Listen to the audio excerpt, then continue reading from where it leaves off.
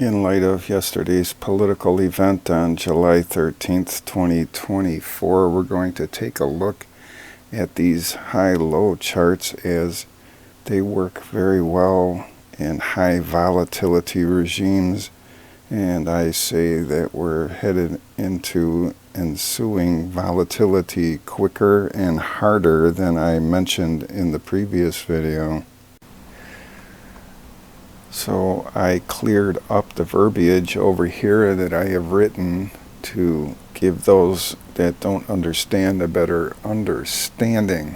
So the high-low index, which is this chart, so the high-low index is in dotted, and you can see it in the thumbnail over here going up, and it's red going down. So that's the high-low index, and it's a breadth indicator that is simply a 10-day simple moving average based on record high percent, which makes it a smooth version of the record high percent.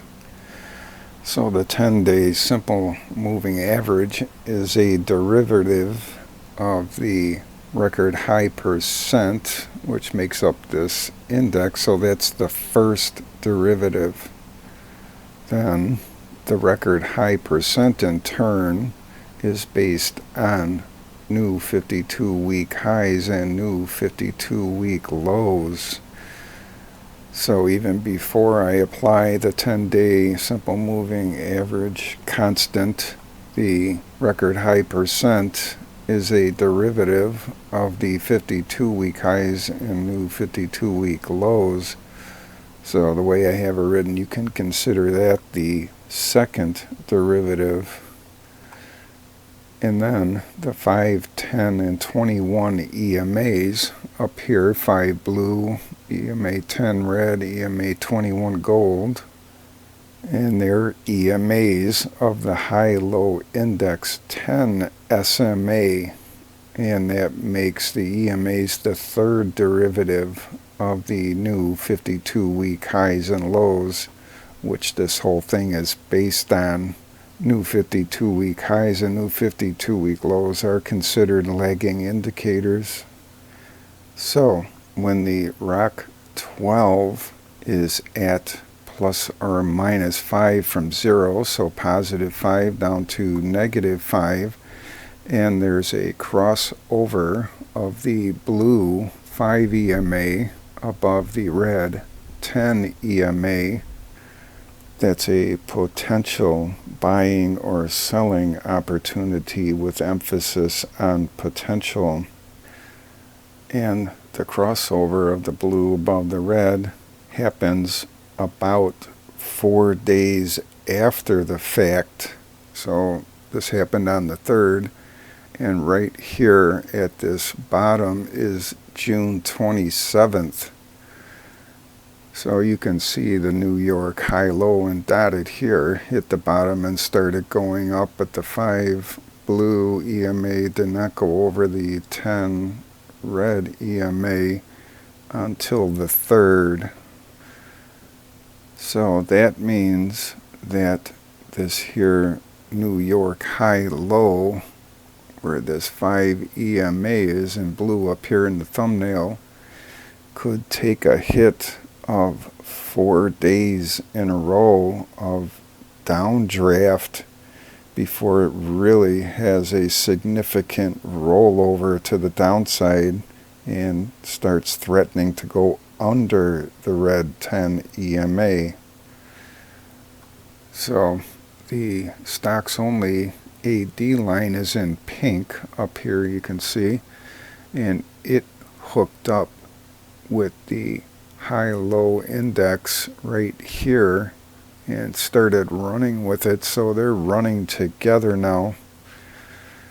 So we'll probably see a significant downturn in the stocks only AD line in pink before the New York high-low and dotted reacts. Now on to the NASDAQ composite high-low chart, and it had its buy signal on 7/9 You can see the 5 went above the 10 here, and then 4 days back, here's the low. So very similar to the New York. And then in solid black is the CompQ, that's the NASDAQ Composite price. And the pink is the NASDAQ 100 price in solid. So you can see that they were running together here, but now the CompQ, NASDAQ Composite, has had a leg up, and the NDX has had a leg down. So the left behinds of the great bull market are starting to run a little bit there.